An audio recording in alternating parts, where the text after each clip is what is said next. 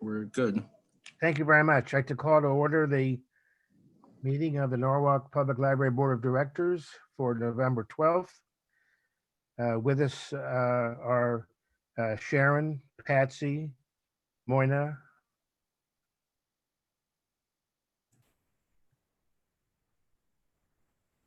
Janie, Ralph, and Alex.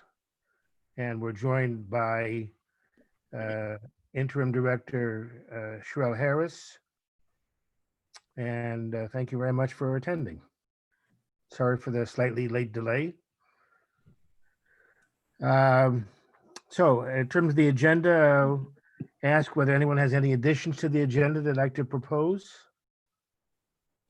Sherelle,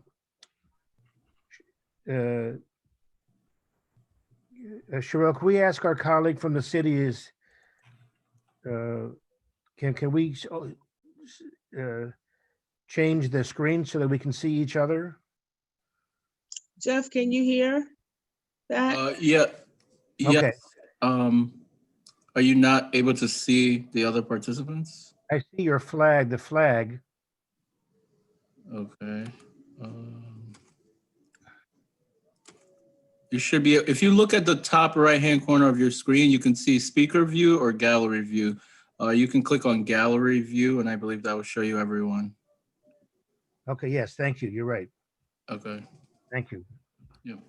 And also hi to Cheryl Telesco.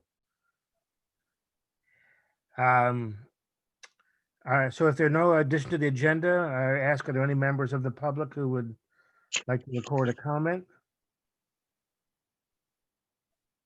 If not, then we'll move on.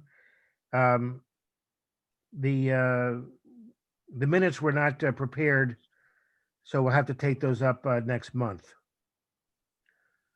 So I'll go to the next section, which is the my report. So we have a lot of business here to do tonight, so please feel free to interrupt or raise your hand or something if you would at the appropriate time. So first, there's really no change in our reopening plan because of the move of the city into the red zone. So we have, based on the governor's changes back to phase 2, which for libraries means 50%. But since we never went to full phase 2 or full phase 3 at 75%, we are still on an individual appointment basis.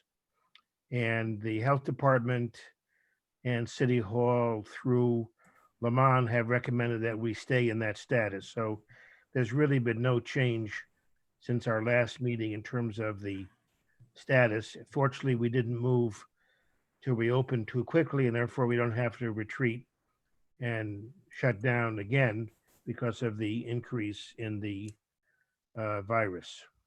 So we are still in the appointment only phase. Cheryl, do you want to add anything to that? No, other than that, it's going well. The curbside service in particular, people are really loving that. The appointments, it's taking a little while. We get a few a day, but the curbside is going very well. Good. Anybody have any questions for Sherelle or any comments to make? Sharon? I had a quick question. As far as groups go, are the kids in the pods okay with the numbers that we're allowed to have? They are. As a matter of fact, it's not as many as there were before. So the numbers are going down slightly. So yeah, they're fine. Patsy, did you have a question? I'm sorry, I saw a hand wave by. Patsy, did you have a question? Patsy, can you hear me?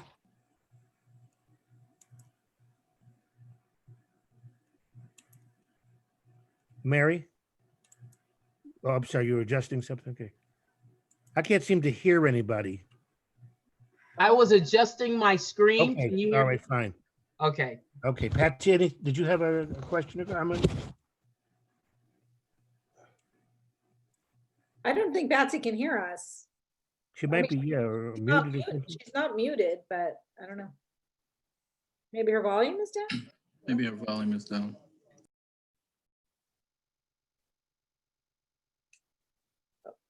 There she goes.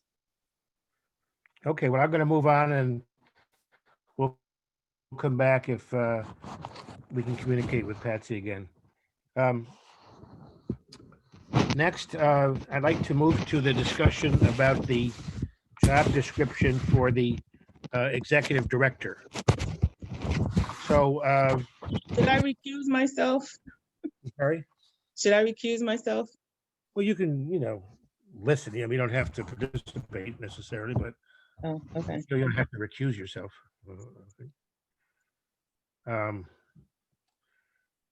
So what I did was took the existing job description, circulated it for comments. I received comments back and incorporated those as best I could. Also asked Chris Bradley to review it, and she made some kind of technical changes. And then I circulated the redraft in a track change format so you could see the changes.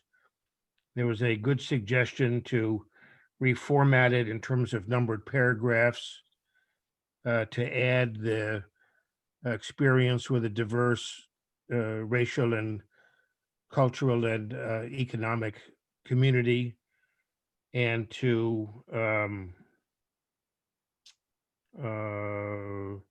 add something more about the relationship to the city and community services division for the budget and personnel matters.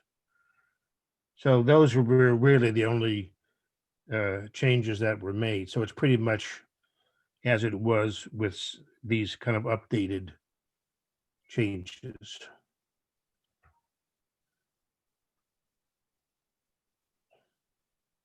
Did the track change come through as a track change? Okay, good.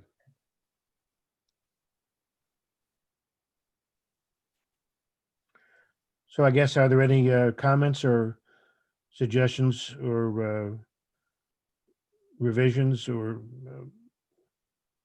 if not, what we would do then is to forward this to the city and have them begin the process of advertising, subject to the next item on the agenda about getting some outside help to do that. But for the job description itself, does anyone have any suggestions or changes? And if not, I'd be glad to take a motion to approve it.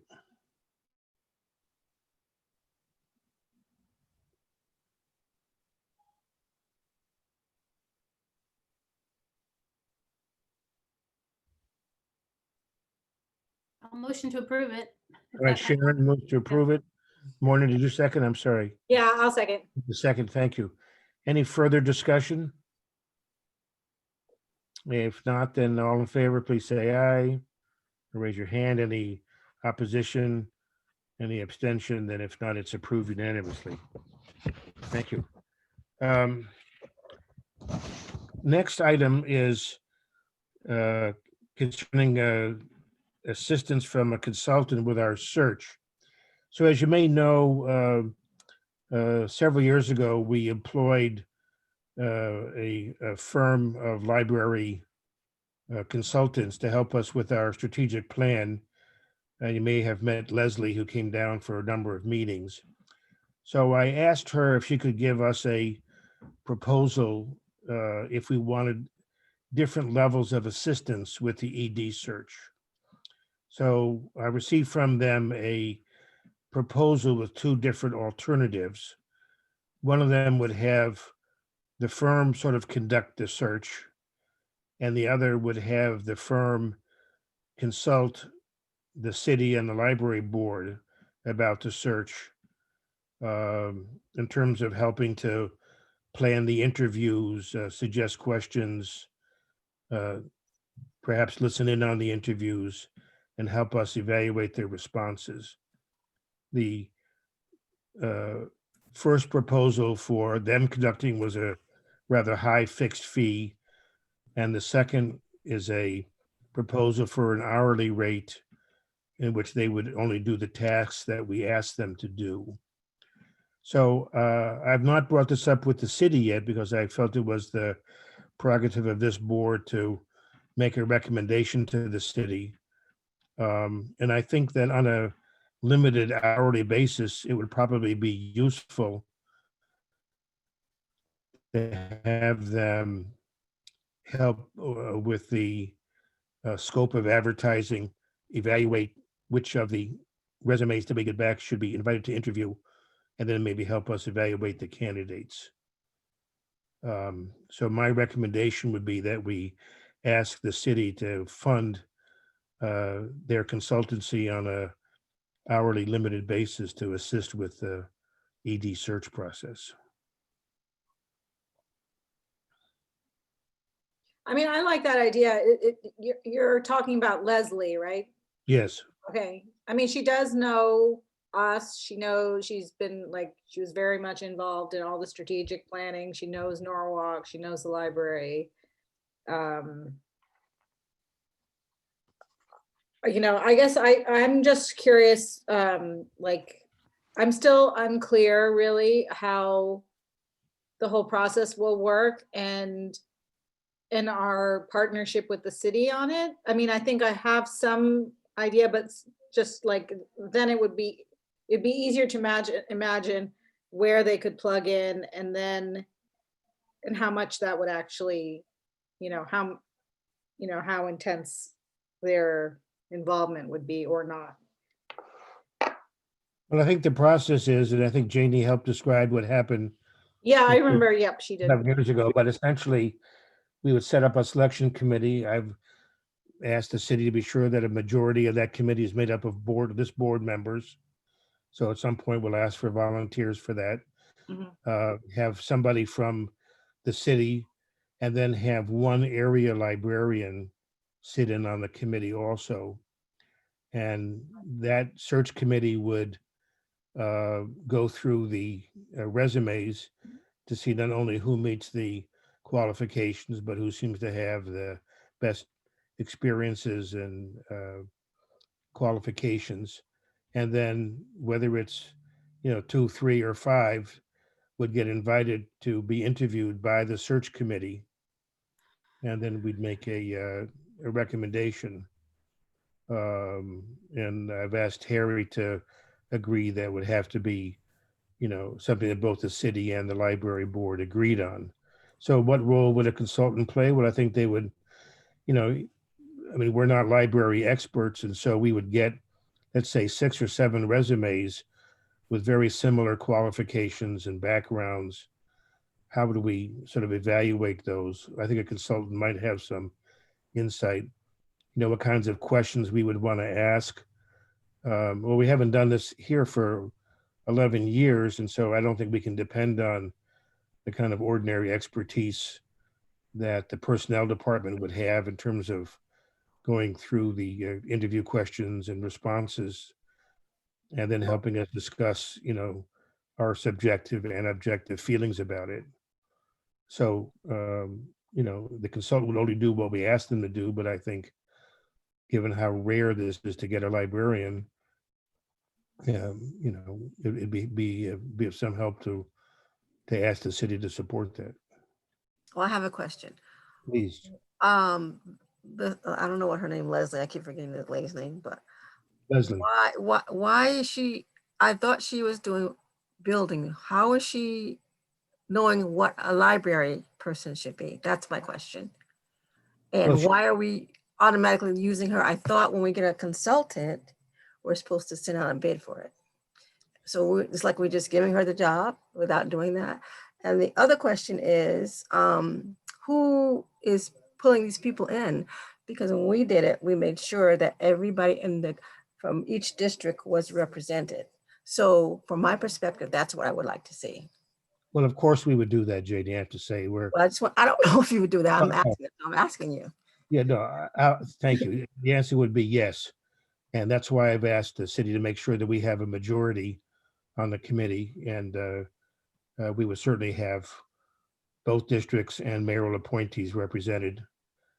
So why are we using this Leslie person and not bidding out for somebody that's more qualified? Say for instance, like from SHRM, like that. I mean, I don't think that person is more qualified to do that. We need somebody that knows human resources. If you're a person that does buildings, how will you know about hiring somebody in a library?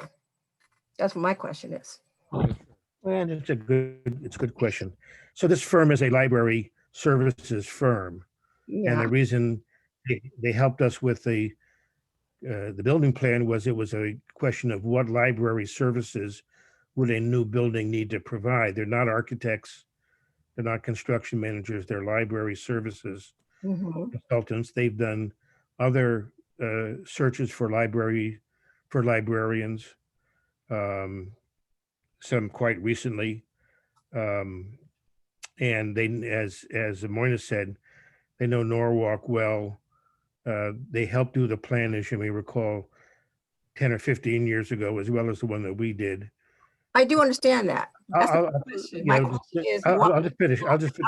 why do we not outsource this thing Okay. and bid it out? Why did we not do that? That's my question. Okay. Well, Why do we first, just give it to somebody without doing that? And I thought that was the process that we're supposed to take.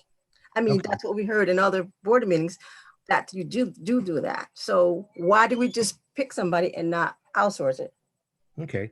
with getting more people to bid for it? Why do we do that? The reason is that we're trying to move ahead as quickly as possible with the position. So if we have to put the position out to bid of a consultant, that takes 3 or 4 months in and of itself. I don't think that we would end up with a better person who knows Norwalk better than these folks. And you don't need to do that if the expense is less than $5,000. You can do a solicited. But how do we know that? That's what I'm saying. How do you know that she will be less than $5,000? Because you haven't bid it out. So you don't know that. You just gave it to somebody. To me, it seemed like you just gave it to somebody because you know her. But you Okay, didn't. I haven't given anything to anybody. Well, you just said you did. No. I said at the beginning, Janie, What? I'm proposing you that the say? board make the decision before we go to the city. Well, I think my Support. proposal would be we bid this out. I know that it'll take time, but why are we in a rush? We have somebody competent that's doing the job right now. Why are we rushing? We need to do it right to make sure that we get the right person, and we need to make sure that we don't spend a whole lot of money as well. Make sure that we're not giving our friends the job just because they're our friends.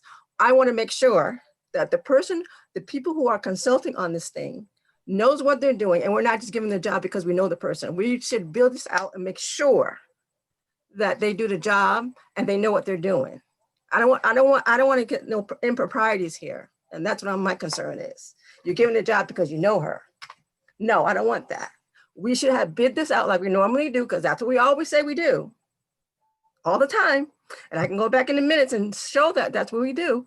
So that's what we should do. I don't care if it's going to take a little time. So what? Why are we rushing? We have a competent person doing the job. So let's do it right. That's what I'm saying. And not give it to our friends. First We of all, need to bid this out okay, let me to somebody that knows the job and knows about HR and knows about all that stuff. And I don't feel comfortable that that person does. Okay, I heard you, now you hear me. Mhm. I know this person is not my friend. Yeah. There's nothing impropriety about doing it this way. This is the way we did when we hired this firm to help with our strategic plan. We didn't go. I know what your strategic plan, but this is not Okay, a let me, strategic Janie, I listened to you. plan. This Why is don't you hiring listen to me somebody first? for a personnel person. She's not personnel. That's what I'm saying. She's not personnel. The person you're hiring is not personnel. Can you tell me that she has personnel experience? No, she doesn't. And that's my question. That's what I'm saying. All right, so in we should the, have, when I asked her, it should be people that know about HR personnel and stuff like that. Not somebody that you're trying to put into place. No, I don't agree with that. okay, Totally do not agree with that. no, I understand you don't agree. So the services that this firm provides includes creating advertising, doing up a director profile guide, screening candidates, conducting background checks, creating the interview guide, interviewing Mhm. candidates, and additional guidance that the search committee and board may need. Mhm. This is their experience. This is what they've done at other libraries. Yeah, I But get, I don't mind if you I don't want them. get That's what that. you I want to get go out to that. bid. But what I'm But saying I is don't want you to you suggest is that there's you did any not put this out to other people. impropriety You could have or somebody that knows that they're my who did a friends. better job of it, and Simply you have have a not connection with the done that. Newark Public And Library, so that's and what I'm that's why I saying. suggested that we do. And that's what I'm saying. And you know that. Alex, can anybody hear me? Yes. Yes. Okay, I haven't, I've just been able to get sound, and so I have missed all of what's happened before. And so are the foundation paying for this person? No, I'm Or- asking the city to pay for it. Okay, so why, if they're paying for it, why aren't we following city procedure, which we normally would do, maybe an RFP or whatever? So I'm confused on this process. They're Thank you. gonna pay for it. This is a city employee, not, not a foundation employee. So did you cover that? And I'm sorry, I tried desperately to get in for almost 40 minutes. And so I've missed the conversation that's gone on. Mhm. Well, that's what I was trying to say, but thank you. Can I ask a question? Was there a search firm or consulting service used the last time we? No, we hired a did not. library? No, we did not.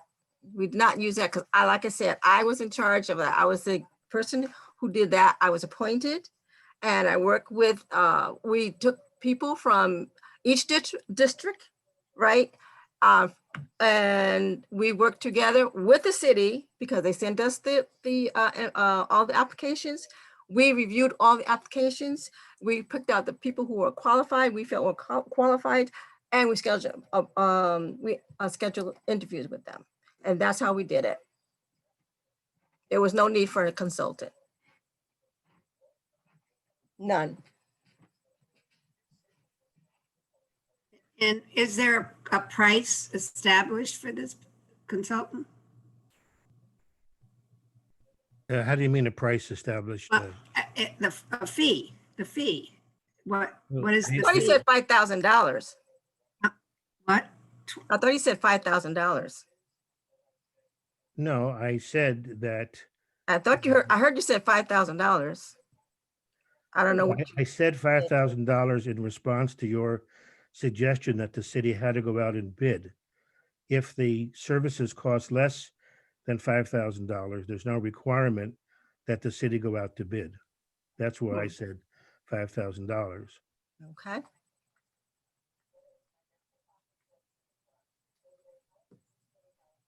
I also have another question. Is this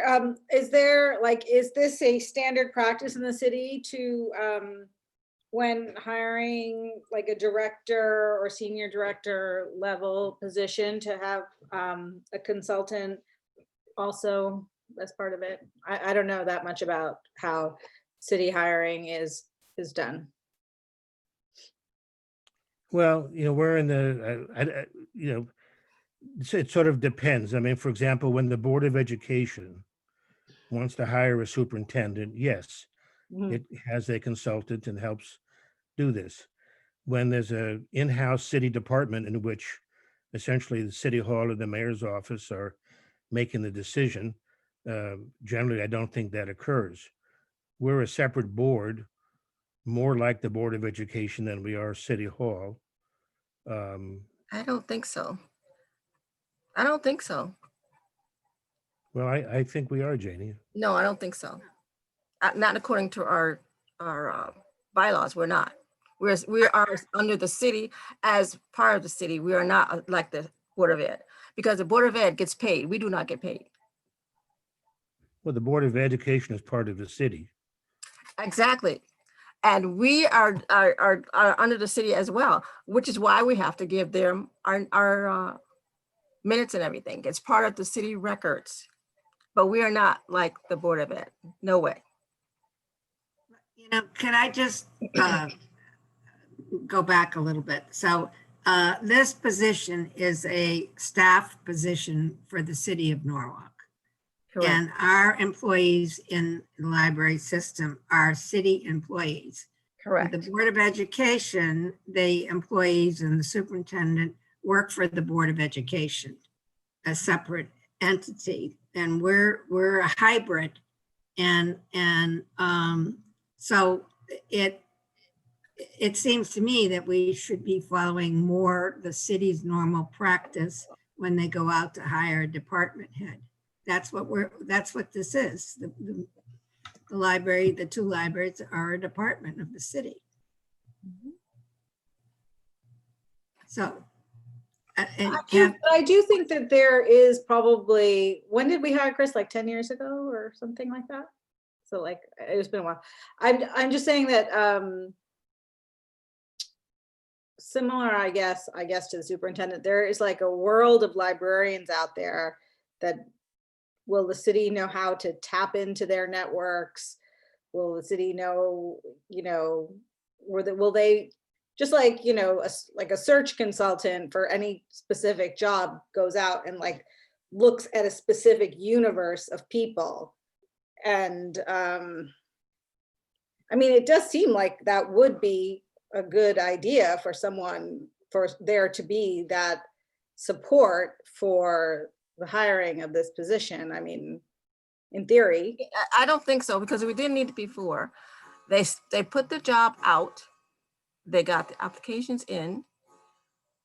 They sent them to our committee and we reviewed them and separated them out based on what the job qualifications were. And we determined what that was. And we went from getting information from Les, the former director, and Frank. And we went from that point. And there was no need for a consultant. We did that. And we did an excellent job. It was no need to have a consultant. Was not a need for that. Not my understanding from prior, and I was on the board when Les actually left. I don't believe we had a consultant, but what I do remember about that time was, and I keep going back to it, the city reminded us that it is their responsibility. Yes, we can sit on the interview and give input, but that we must follow city protocol. So my question and issue would be, what is the city protocol for hiring a director? That would be my question. If they say they hire consultants, I say let's put it forth. But I would not, as a board, be willing in any manner whatsoever to pay a consultant for a position that we really don't have a final say so in. But Alex, you said the foundation is not going to be paying for a consultant. The city would pay. Is that correct? Well, that would be my proposal. I mean, So that's the thing. I don't think they're going to do it because you're proposing it without, it seems like you're discussing it. I mean, you haven't talked to them about it. How do you know what they would like to do? I think that's the thing, because that's not what they did last time. okay. And I don't think that's what they want to do. My approach has been to get the board's feeling first and then discuss it with the city. Well, I think you're doing it backwards. I think you should discuss it with them first to see if they are willing to do that. As Mary said, find out the protocol and then come back to us. And then we'll know, do they want to hire a consultant? And then what we have to do it correctly. And I think the way it should be done is we need to bid it out. I don't care about it taking all that time, because I want this thing done right. If I'm going to be a part of it, I want it done right. And I know what I did last time, and I know we didn't have a problem with it, and it worked out very well. And so I want to make sure that it does the same thing. So I think I would go to the city first, find out what the protocol is. If they want to hire a consultant, then it should be bidded out. We should not just give it to somebody. I don't think that's right. That's not the right way to do it at all. I think that's the way to do it. And it doesn't matter if it takes a while because we already have a competent person in the job. And so we can do it and do it right. And that is what I propose. Alex, I if can Well, you- I'm just glad say to a couple discuss words. Oh, sorry. Go ahead, Patsy. I'll go. Patsy? I think that's a good idea to get the city's input first, and we don't have to wait for another month to discuss this. You could call a special meeting just for this subject, and we could then have input again quicker and not waste another month. Okay, You know, to go in one direction and then the city slams down on us seems like not a good approach. So Yep. I'm surprised that they haven't come forward. They haven't come forward to you, Alex, as well, chairman. I asked them for the job description, which they gave me, and I said I would be presenting it to the board. And I thought that my approach is to get the board's opinion first and go tell the city what the board would like. But I'm glad to go to the city and find out what they would like and come back. We'll have a special meeting. I just want to That's make a sure better way everybody of going. feels, I think feels that's the best everybody way to feels go. involved in the decision. That's all I was trying to do. Mhm. So, Okay. okay, so why don't we table this matter and then we'll discuss it with the city and see what they want to do. And would you be willing to call a special meeting so we don't have Sure. to wait a month? Absolutely. Okay, I think that's the way to go. Okay, I'll I agree. second the tabling. okay. Any objection? Then it's unanimously tabled.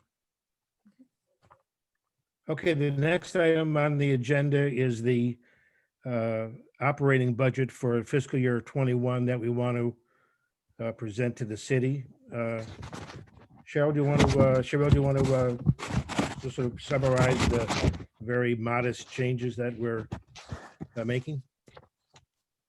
So the only asks that we have are in our IT. Let's see. So for the hardware and the software, let's see. So the city proposed, let's see, so roughly, I guess 5,800 for IT hardware, and we bumped it up to 75,000. You know, just so we can stay up to date with the different hardwares. And for the software was a very modest ask. It was 2,556, and we bumped it up to 4,000. So we're basically just looking at, you know, like increased Wi-Fi, and just, you know, the latest trends to help like podcast and, you know, upgrading our website and things like that. But it was a very modest ask. And that was basically it. That's the only deviation that we had from their pro forma. Okay.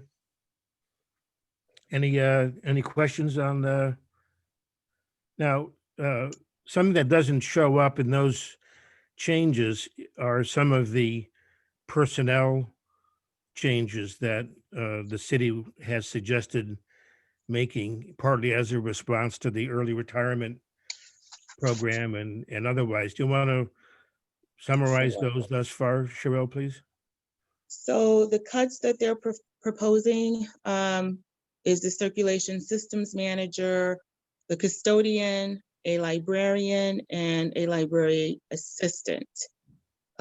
Just looking at their salaries, you know, from what they would be making in 2022, the savings would be roughly 331,993.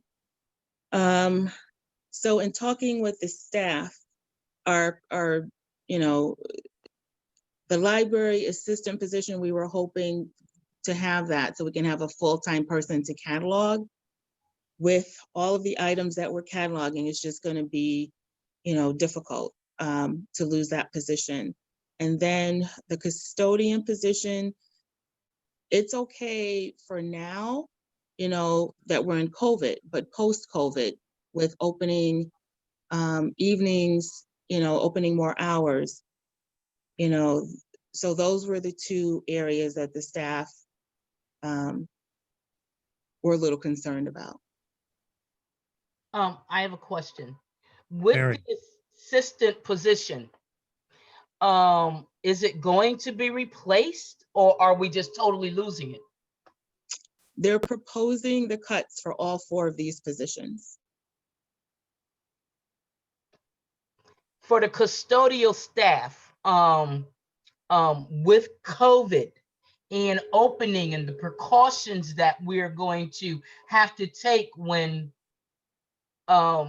we reopen and people are in there, I think we need to be more conscious of, our building cleanliness. Is it really feasible that we lose a whole custodial position?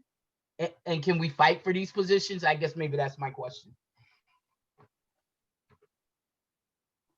Well, Sherelle, just before, as part of your answer to that, has the city finalized these proposals yet?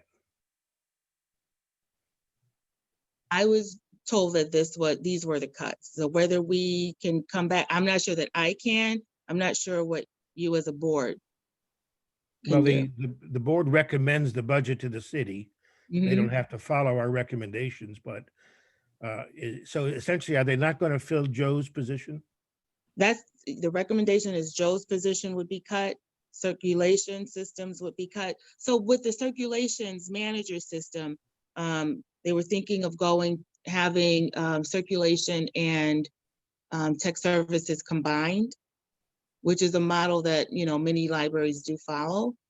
So that was the thought there. Could we ask your assessment? I realize you're in an awkward position. Well, but I want to ask a question. So how many custodians do we have for both buildings? So right now we have 2 full-time custodians and 2 part-time custodians. Okay, and they work So both. is it a full-time or part-time they're cutting? It's a full-time that they're cutting. At Doesn't least we make could And our advocate the for part-time budget was cut. part-timer. I'm sorry. Maybe we could advocate at least for maintaining a part-timer and losing a half a So the position. part-time budget for personnel was cut 100,000.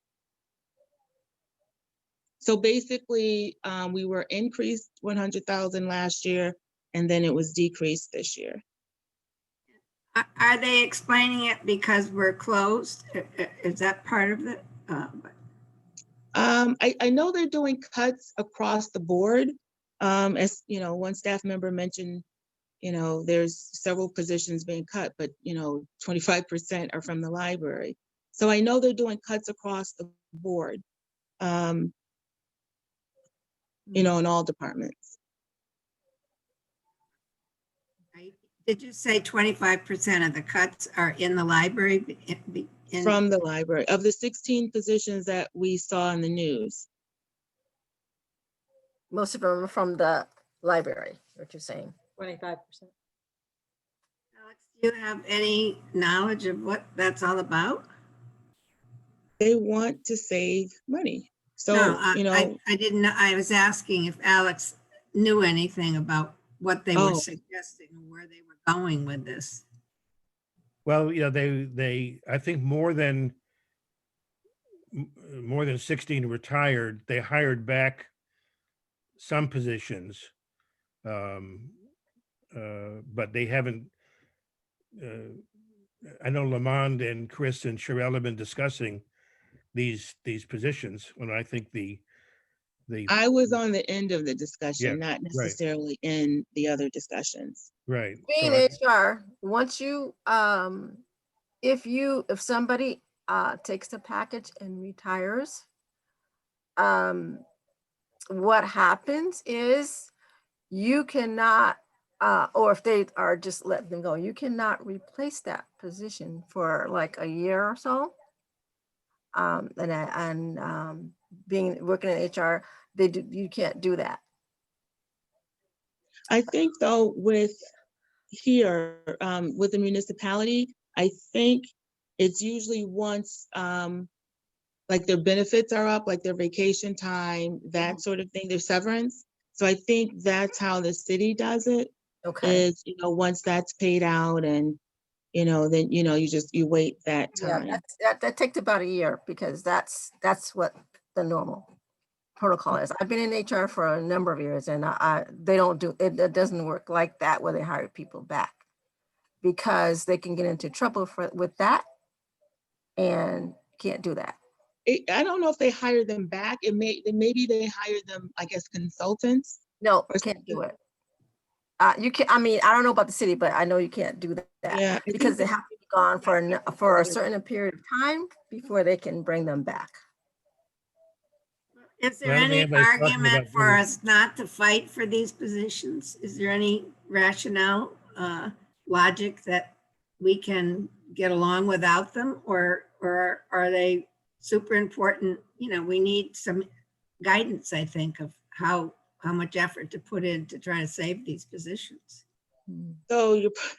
You're putting me in an Tough. awkward. I know it's a tough question, but It's not a that's, tough question. You're putting me in an awkward position, though. I know. A very awkward position. So, I don't do things in a bubble. So I did talk to staff and they're very concerned. And particularly, so like we're in pre-COVID, so, people can work from home and we have very limited, staff in the building. I guess the concern, which we all share, is post-COVID.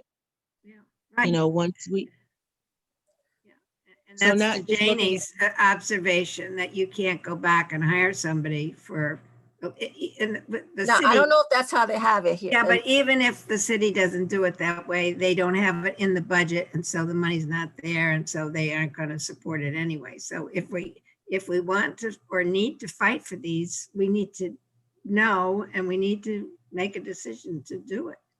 Hmm. Well, It Is can- it- is it possible to consider something like, see, I think one of the issues about city finance is, and I recall this from being mayor with the Board of Ed in particular, that the city doesn't like to fund positions it knows will be vacant, because then you have to kind of raise taxes for a vacancy. But we could say that that we, no one can predict what the impact of COVID is going to be on operations of the library.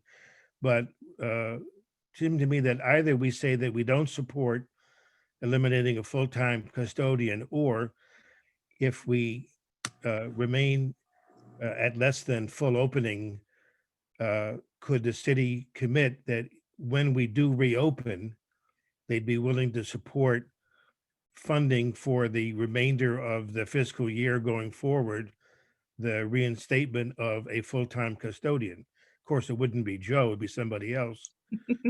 But could we do it that way? So let's also look at the tech services department. So I had asked Lori to pull some numbers.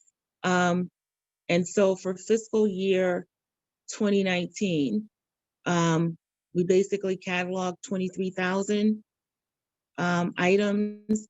And this year, because we were closed, or we weren't really ordering March through June, we cataloged roughly 15,000. The person who vacated that library assistant position was helping out. Right now, we have a part-timer who's basically doing that job. That part-timer is, even though she's not in a librarian position, she's in a library assistant position, but she's cataloging. She's doing, so I think they may need, some help there. Most of the staff was concerned, about that and the ability to get the books and the DVDs and things out on time and cataloged correctly. So how would that get cured, Sherelle?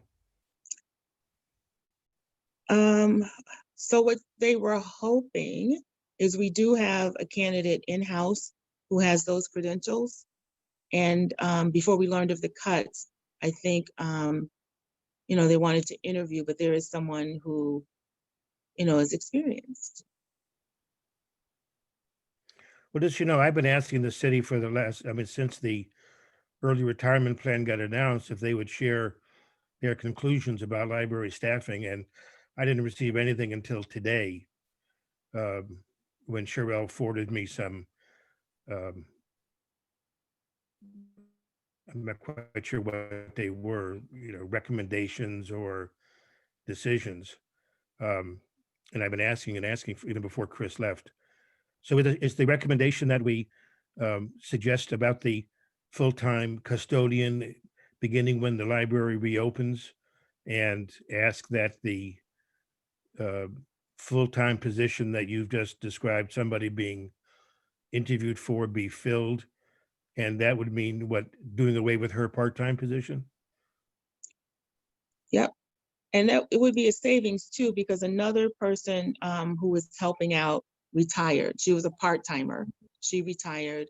And so, yeah, that position, and I think Lori was okay, or all the staff, we all met. And I think they understood that that position wouldn't be filled, but felt that we needed a full-time cataloger to make sure that our items are done in a timely manner and done correctly.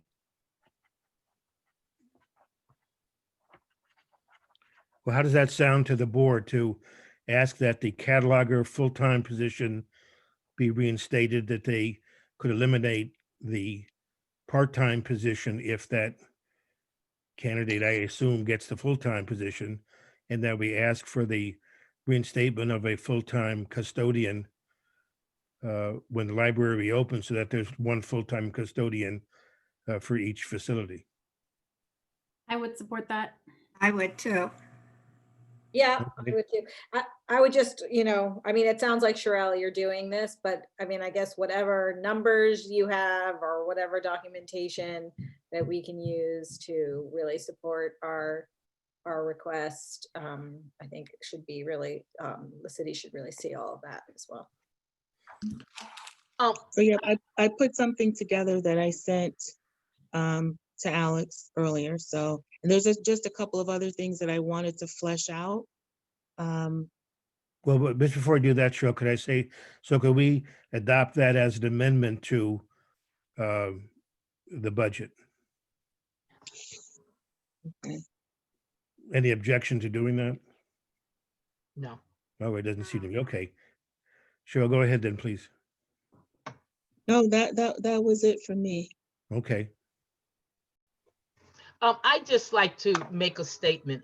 Over the years, it seems as though every year we're losing positions in the library. And I guess my question is, and I understand our amendment, but we're talking about maybe or building a new library if we can't support what we have, and if we allow them to continuously cut our positions, we might find ourselves in a not too good position. That's all I want to say. I think we should fight for every position there is. I just think we should fight for them all. How to do that, I don't know. Well, I think one ground we have to support at least the amendment is that it seems to me that the library is bearing a disproportionate share of the reductions arising out of the early retirement program. And I know that other departments, I don't remember which one, I think 3 or 4, as I recall from the discussion in the hour, were able to either recreate the position or, change the title, but basically keep it the same. And that might suggest that the reductions are not being distributed in an equitable manner across all city departments. So I think that's and Sherelle, we'll make this argument as a board. You don't have to make it as the, interim director, because I realize you're in an awkward position. But I've been asking Lamont for this discussion, and you may see that it was on last month's agenda. but he asked me not to bring it up because they hadn't made final decisions yet. So I'm So- wondering if anybody could give a little like context just in terms of like what's happening at the kind of broader city level. I mean, are they making, do they have targets about reducing spending generally? I mean, I understand the early retirement package, but in my mind, that wasn't necessarily, it was just more like, you know, I didn't realize that it was going to be like, okay, well, people are not going to be, the positions are going to be eliminated as opposed to being like, you know, hiring people at lower salaries or whatever, because they don't have as much experience. So I was just wondering if like, if anybody has some information about, you know, the city, what the city is thinking and or So- what their ideas or plans are. Well, I have to say, I don't have any special knowledge other than what I've read, but obviously they came up with a financial paradigm that they presented to the Common Council to get the council to approve the early retirement plan. And that was based on how many people were eligible. Well, they then structured the early retirement in order to attract a certain number of eligible candidates and have a certain number of people probably to accept that. Obviously, they had to factor in, you know, unpaid vacation, future pension, you know, all that kind of stuff. Apparently, the early retirement plan, from what I've heard, was maybe a little bit more successful than they anticipated. So it allowed them to hire back, I would say hire back, to hire and recreate positions and still reach most of their financial goal, though I have no inside knowledge that, and I have not discussed that with anybody from the city. So Yeah. I don't more than have any specialized knowledge about that. Yeah, yeah. I mean, I don't know. Sometimes cities are like, we have to cut 3% of our budget. I don't know. But I don't know if that's what's happening here. So Can I've lost visual now. I don't know We what's can see going you, on. Patsy. Huh? We can see you. You also, you can see me eating my salami and cheese. I couldn't see the cheese. I saw the salami. It looked awfully Oh, I good. can't see anybody. I couldn't wait any longer to eat something. I just think that it's our responsibility as a board to be as supportive of the needs of the library as we feel that we need, and not be intimidated by the goals of the city on potentially arbitrary cuts of, okay, you know, we're 25% of the 16 or whatever it is. Nobody knew, those cuts were not planned. They just happened because people decided to retire. So why should we be taking the brunt of the financial adjustment? And I think we need to fight for what our staff thinks they need, whatever that is. We need guidance and we need to support them. Agreed. So I'm going to have some more salami. How do I get my video back? I don't know. You're doing pretty good without it. Okay. All right. Okay. So with that amendment and the modest increases that Sherelle mentioned at the beginning, is there any further discussion about the operating budget? And what we'll do is I'll work on a draft and circulate that. Sherelle, do you know what the timetable is for when the budgets get presented to the finance So- department for? Yeah, so the library's date is November 19th. Okay.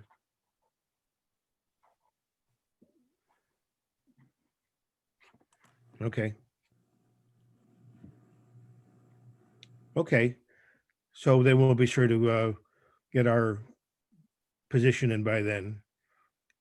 Any further discussion? If not, then all in favor of the amended operating budget, please say aye or raise your hand. Any opposed? Abstentions? then it should go in. Next would be the capital budget for fiscal year 22. So the And capital, then we just mention that we're going to just talk about two capital budgets. One of them is the library's capital budget. And then the second is the Guardian Building Maintenance Services submits capital budget items on behalf of a number of departments, including the library, for items that are more within the city's jurisdiction for maintaining the facility than for library service per se. So we'll first do the library capital budget, and then we'll just discuss so that people are aware what's in the Guardian Library capital budget. so for our capital budget, we weren't planning to ask for anything, but just to finish up what we had requested before. The issue that I'm having that I hope to straighten out tomorrow is they've changed the way. Before we did it in an Excel sheet, now we're doing it in our intranet.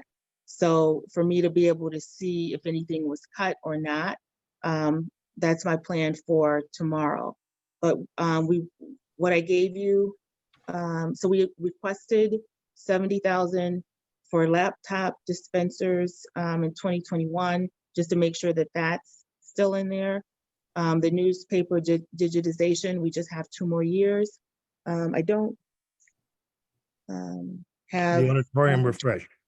yeah, but so we have 38,000 for 1 year and then 33 for the next year, and then the hour will be totally digitized. And then the auditorium refresh, we had 100,000 in 2021 and 100,000 in 2022. So the two systems don't talk to each other, so I need to make sure that look in the old approval and make sure that, all of our asks are there. Okay, But we weren't planning any new projects, just to finish up the old ones. right. Any questions about those 3 items? Yeah, I just had a quick question. Sure. What do you do with just a real brief, what do you do with the auditorium refresh? What exactly is that for 200,000? So we wanted to update the sound system. The sound system is really dated. And then, now with the streaming and different things like that, we really need to update. And especially now with COVID, we don't know how long, we're going to be in COVID. But even, prior to COVID, streaming seems to be the way to go. So our equipment is a little rusty.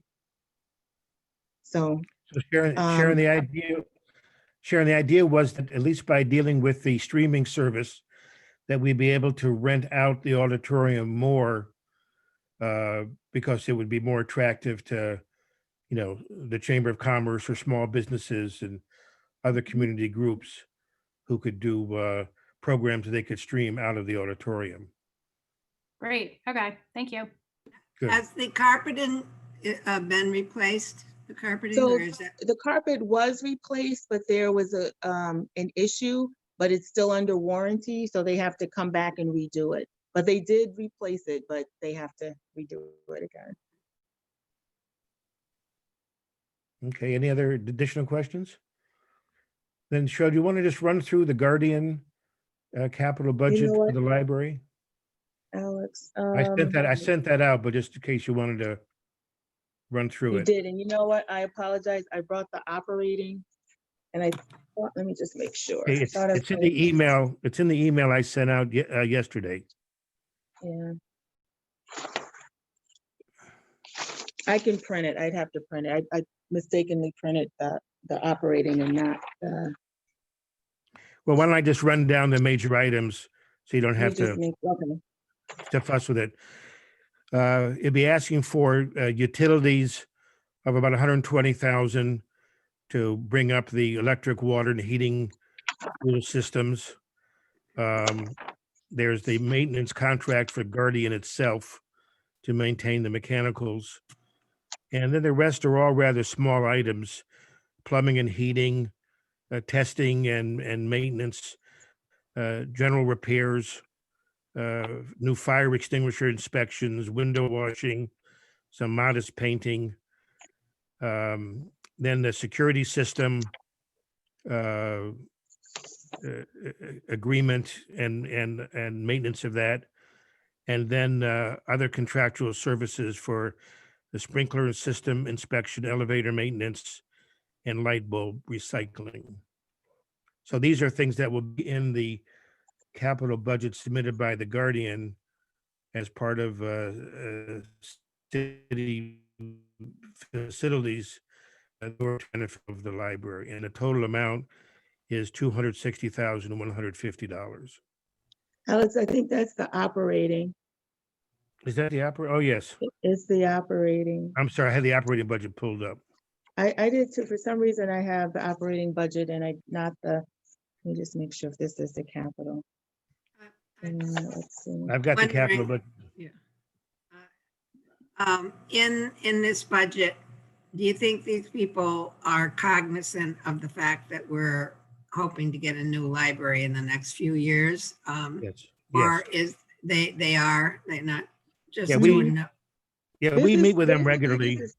yeah. We meet with them regularly, and you may recall that the city had some deal that would reduce some staff, and then the Guardian would take over the management of City Hall, the fire stations, the library, and I forget I think the police department was in or out of that. I don't remember, but some of the city buildings that are not a part of City Hall per se were brought in under the Guardian arrangement. And we meet with them regularly, and they're well aware of Okay. our future plans.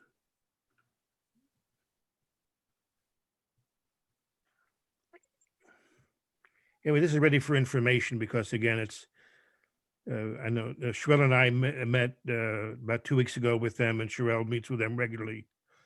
And they have a 5-year capital budget program, and this is a kind of a rolling part of that. So would there be any discussion or about the 3 items in the capital budget for the library?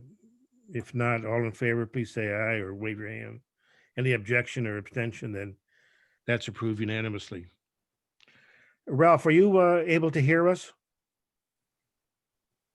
Because Ralph, it says that you're muted. Could you unmute yourself, Ralph? Thank you. So the next item on the agenda, is the adoption of a policy about book donations, at least on a temporary basis during our closure.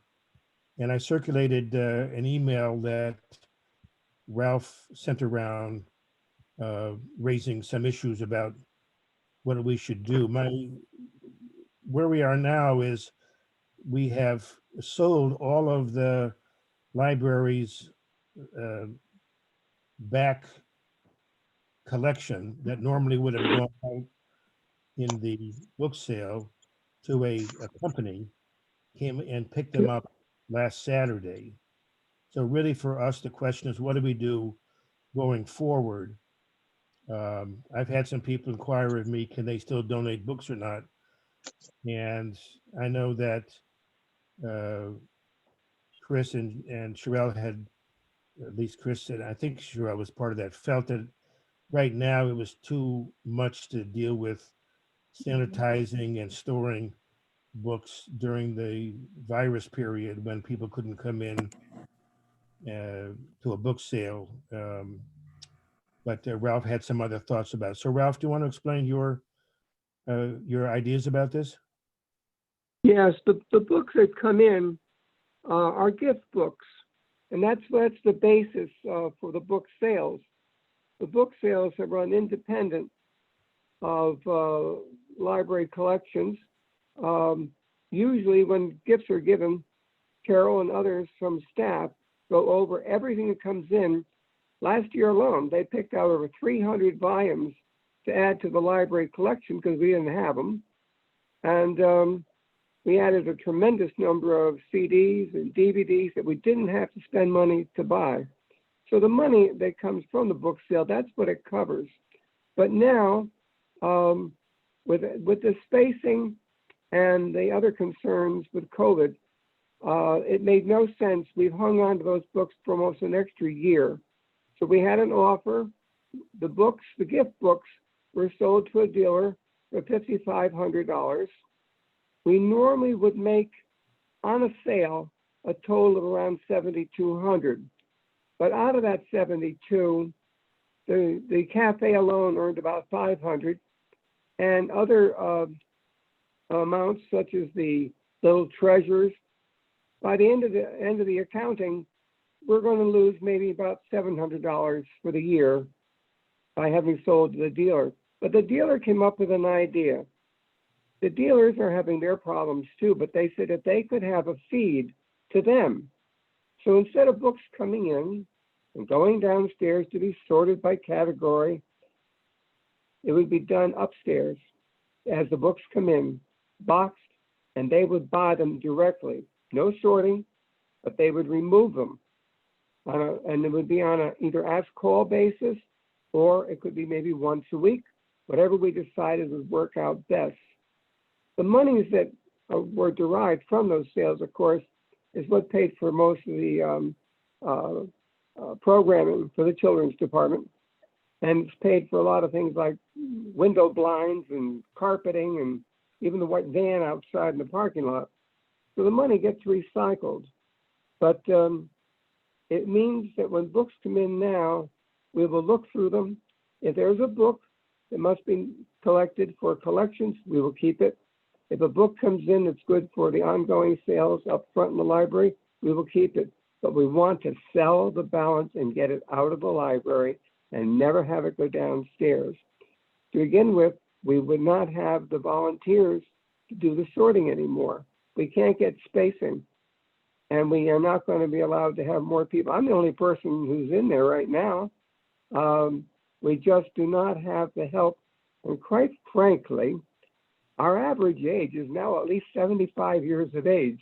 So we're not exactly, exempt from COVID problems. It's going to be a different kind of a sale, and we think we should concentrate on the ongoing up front. It's more limited, but it usually produces another 5,000 or 6,000 a year, which would still go into programming. And that's all based on volunteer work, based on the books that are donated to the library. During this COVID state, when then we started with the pickup out at curbside, which has turned out to be extremely popular. I think staff really has to be congratulated on the work they put out every day. But we've been putting out the free books. The public's response has been horrendous. But the number one question always is, when can I bring in donations? And some of them are very cagey. They drop them through the slots. They leave us bags of books outside the front door. Matter of fact, even the drop your ballot box was requiring quite a few books piled next to it. People are determined to get those books into us. But it is a case where there is a need. The public does want to do it. And by the way, just to give it some extra slant, the free books, and mind you, the library has discarded this year alone over 25,000 books to be replaced by new copies. In addition, incoming books, which would have gone to a book sale, that's another 15,000. We have sold, as of, I was going to say Christmas, I'll say Thanksgiving, we will have given away to the public over 40,000 books by way of the curbside service. They love those books. And it's a great way to get rid of them. And it's a great PR for the library. But right now, we do need a policy that's going to allow us, if necessary, to accept incoming books, either a policy that says yes or no. We've had a slight setback, but it is a concern because it's the number one question we get from people when they come up to the tables outside the front door. And it would be nice to give them a uniform answer, because let me tell you, they are getting very cagey. They know how to leave things around. We find things next to the American Red Cross container, March for Us. They're very good about it. So I would like us to have a policy. We do have a dealer who's willing to buy in small quantity, so we never have to bring it downstairs. That's what's important. Right now, the old sorting room is empty.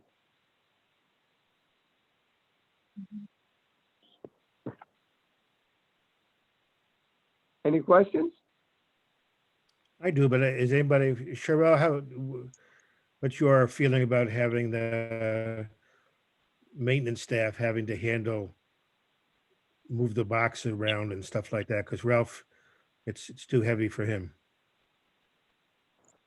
I just think, I'll do, whatever the consensus is, but I just know from staff, a lot of people are very, very concerned about COVID, even down to, complaining about people not wearing their mask, and just, people are just concerned right now about COVID. One of the maintenance staff actually asked about the books outside with people touching them, and the spread of COVID too. So I like the idea of coming up with a policy. I don't know if that would be the board that would come up with the policy, or if you want the staff, to vet it through the staff. I'm concerned about health, but I understand, the need to support the public. So it's basically whatever you decide and who's going to come up with the policy. Well, in the end, the board adopts the policy. Who drafts it is a matter that we could always discuss. Okay. I have a concern, but let me open first to anybody else who wants to express an opinion. Well, I think we have to, part of the measure here is how the staff is feeling emotionally about this crisis. And potentially, if we don't have a firm policy that respects all the needs, we're then also open to issues from staff complaints. So that's part of this that you have to think of. I'm going through that with other things that I'm involved with. That's another component of dealing with this crisis, is everybody's feelings and fears Right. about how to stay safe. Right. That's why I've put down on the agenda a temporary policy of not accepting books, at least while we're in partial shutdown. Ralph, here's my concern, okay? I think that and I know this from some people who've mentioned to me, that when people donate books to the library, they think they're donating books to the library, not that they're donating books that a firm is going to pick up and take somewhere and sell. In other words, I don't think they view us as a book disposal facility. They think that they're adding their books with some value to put on the shelf. Well, Alex, I'm sorry, that's not my concept. When people give books, they know they're giving them in the name of the friends of the library, not to the library itself. And they know we have the right to pick from those books if there's something that the library actually requires. But they're given for the purpose of raising funds for the library. We've been doing this now for over 3 decades.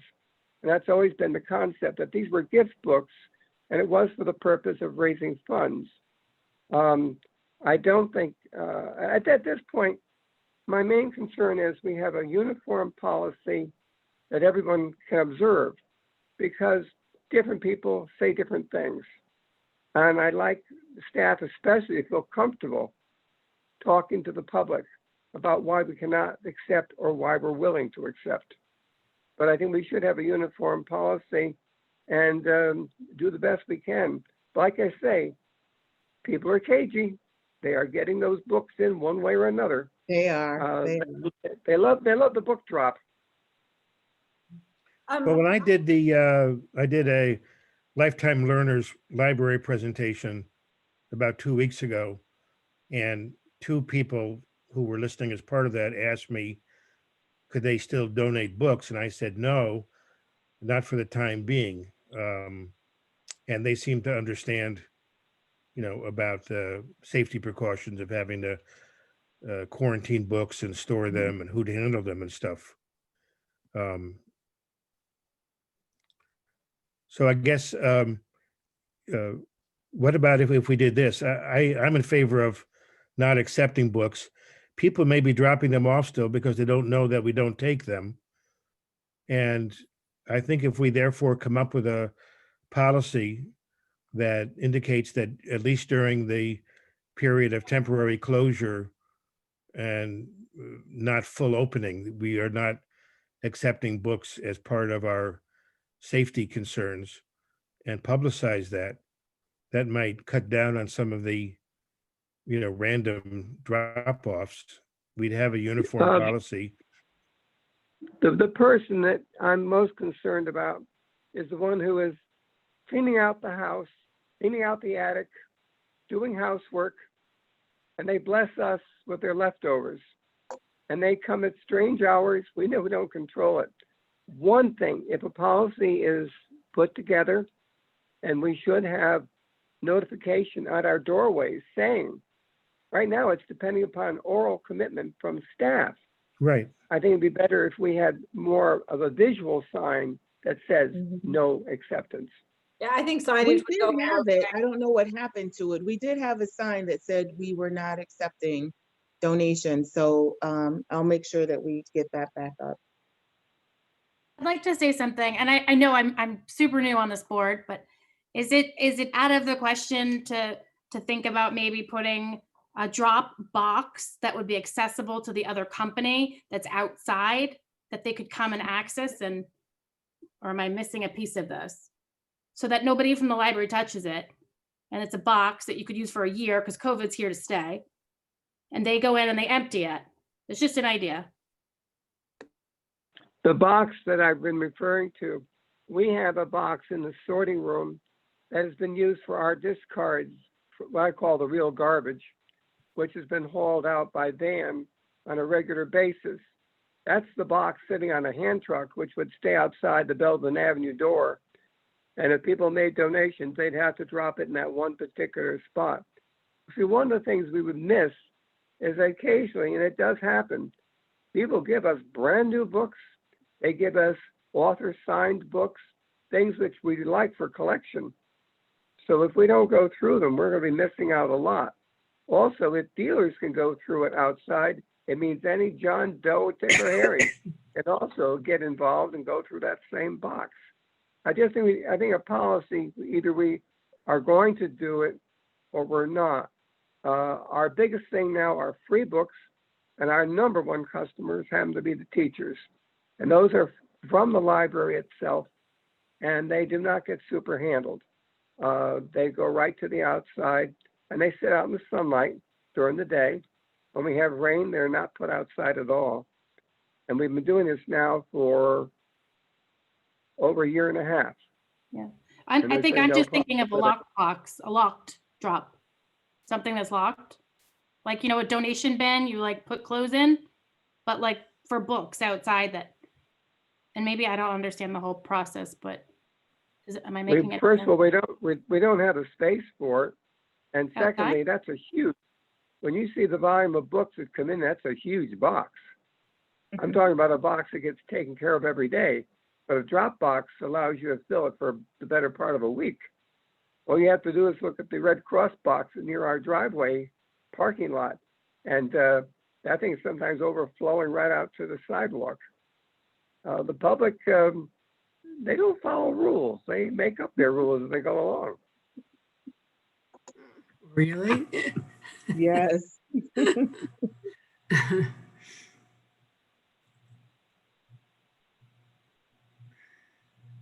But I guess, is there anybody who feels strongly about adopting a policy other than not accepting book donations and publicizing that as best we can?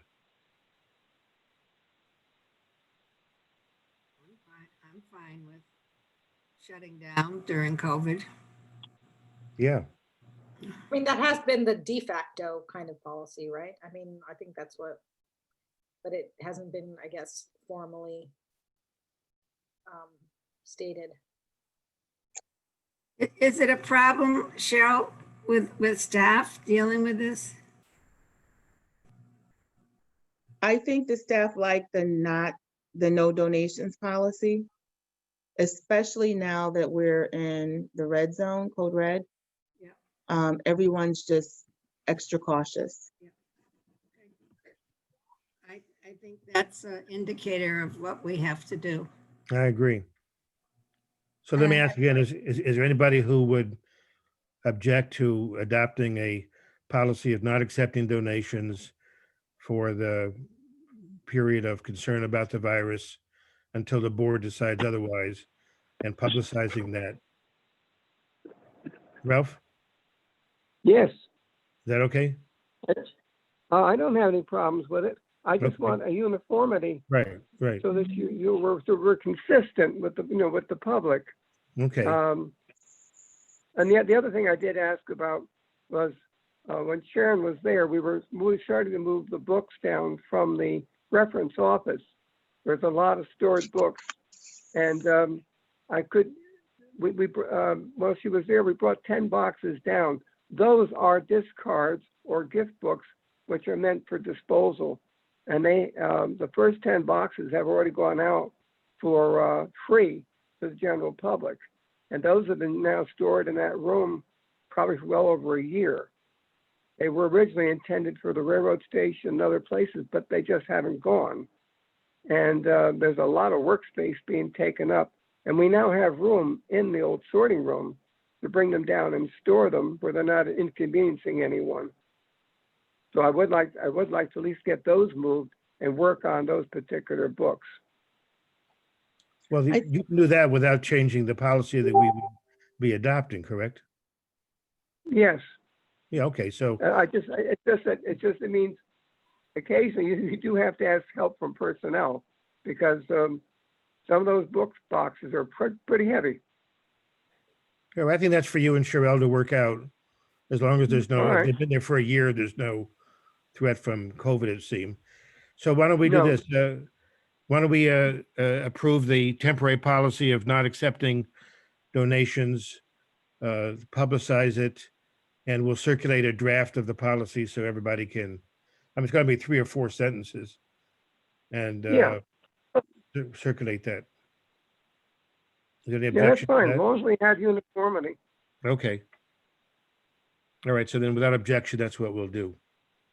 Okay, fine. Thank you. All right, the last Thank item you. under my section is appointment of board members to the Sono Branch Design Committee for the Refresh, and Janie and Sharon have expressed interest, so I'd like to appoint Janie and Sharon to that committee, and thank you for your willingness to serve. So administrative report, Cheryl? Okay. So the Sono now has a fence. It's between the library and the post office. And it's really nice. You may have seen it on Nancy on Norwalk. They took pictures of the Get Out the Vote. And so they had local artists. It was, what are those things called? We just had signage on the Banners. fence. Yeah, the banners, and really phenomenal. So I was really happy with that. It doesn't close off the library because it's not on the other side near the parking lot. So that gives us, a chance to advertise, and so people actually know it's a library, because people still say they never knew it was a library. So we're really pleased with that. Cindy and I were part of the Chamber of Commerce's Small Business Academy presentation. for entrepreneurs, for new entrepreneurs, a couple of weeks ago, and it was via Zoom. And so we basically presented on things that the entrepreneurs would like most of our databases. And so that was nice. With our Greater Norwalk Literacy Volunteers office, so we've hired back someone who moved further upstate, but because she can, work from home, she's helping out, and she's phenomenal. The tutors really love her. She's really gotten the classes going on Zoom. So we now have the Zoom classes. The issue we were having is we still need to test students, but without being able, to allow many into the library. I did find that there's online testing now. So we're going through training for that in order to be able to test the students online and then place them with a tutor.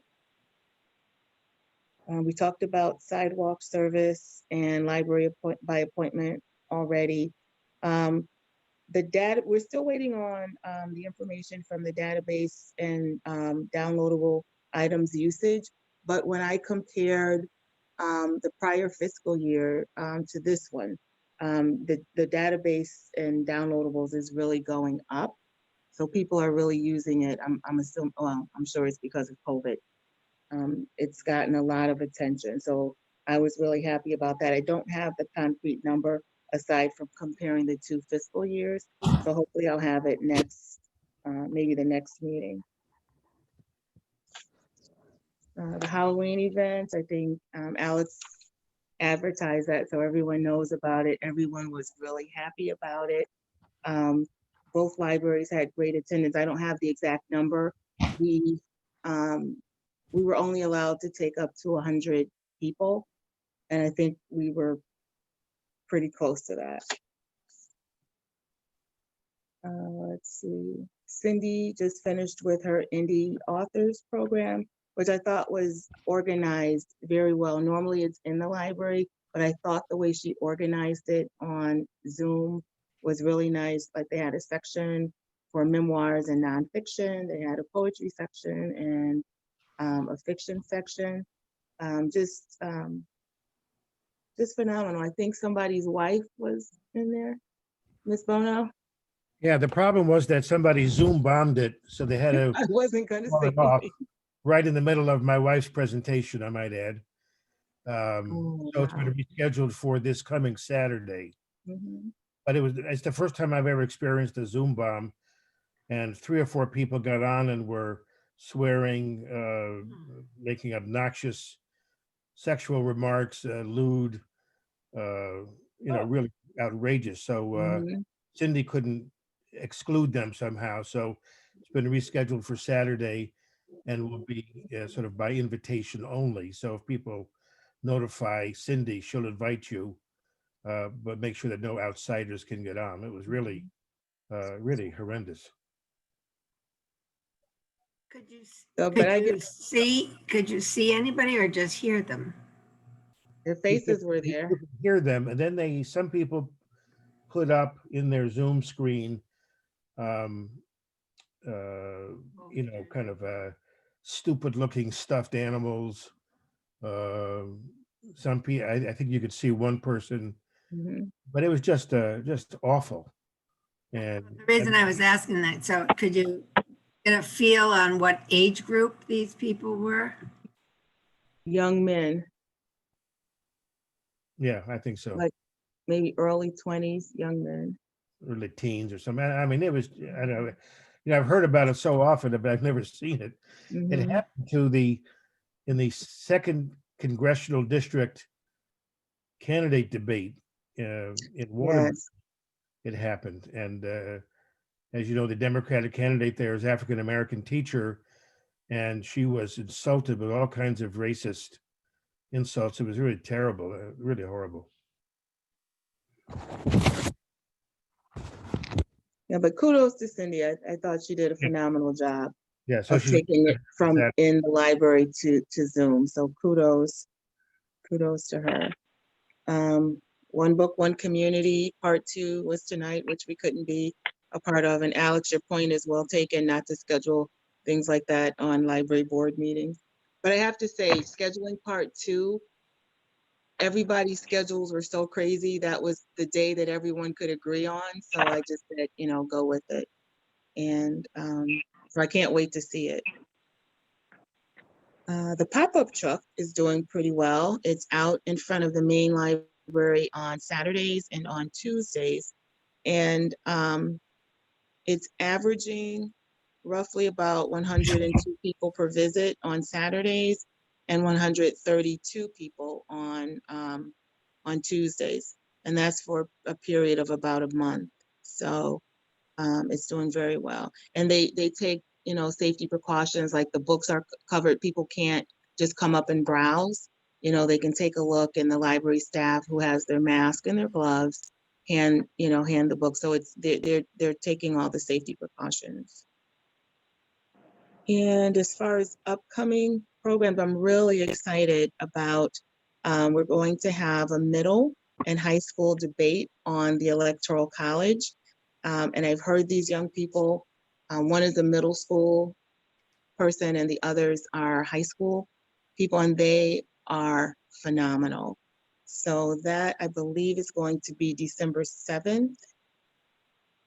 And so we're looking into the next One Book, One Community for spring, maybe late winter, early spring.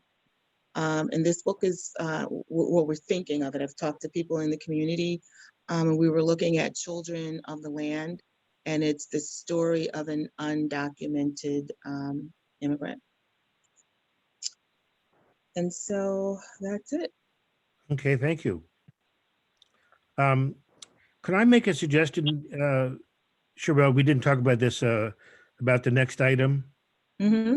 And this is a kind of a lengthy item. I was wondering whether we might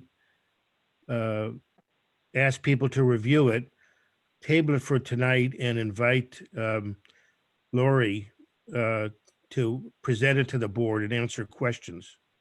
Okay. I did speak to her, and I think she has a standing commitment on Thursday evenings, but I can see if, she can make an exception. She did say that if anyone has questions that, we could always, gather the questions and email them to her, but I can ask her. I thought she said she had a standing commitment, but I'll Yeah, I ask her. thought, yeah, she said that, but I thought maybe we could say, can you join us for 15 minutes, right between 7 and 7:15 or something? Okay. Because I think her giving her perspective on how this was drafted would help us understand it better and, ask better questions. But it's Perfect. quite an impressive document. And the first 5 or 6 pages are the English prose discussion, and the back part is more costing things out and more technical equipment discussion. So if you have a chance to look at it, and let's try to see if we can arrange it for her for December.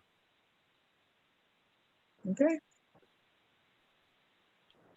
And good news on number 7, old business.